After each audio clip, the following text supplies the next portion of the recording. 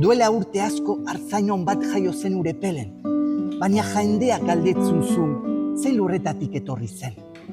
Azalkeria ezun bere bertso honetan hilatzen, Euskal Herrian bersolarik xumena izan baitzen.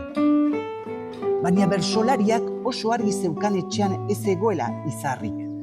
Ordun idatzin zuen, aitortzen dut nor zaitudan, baina aitorpen soila bakarrik. Zuri aski maitatzeko ez duene bihotzak indarrik. Bekatuari ez tekatua naukatean bait lokarrik.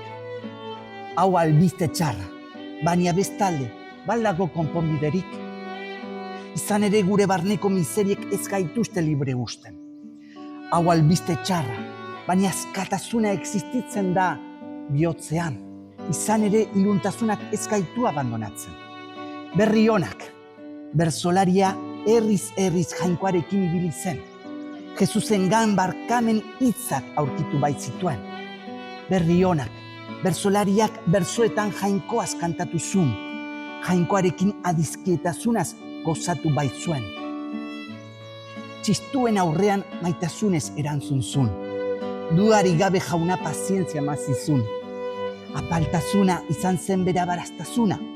Ezin dugu esan ez zela jainkoaren laguna. Ordun idatzi zuen.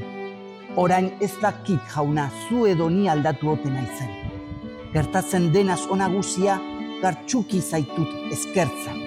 Gure arteko ostasun hartaz hazian izan aspertzen.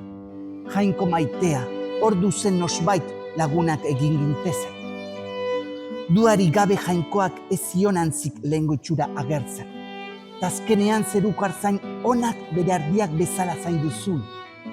Jainko maitea, lagundu guri ere berri on hau gogoratzen. Bersolariak esan zizun bezala, gaur maitasuna besterik ez dizugu eskatzen.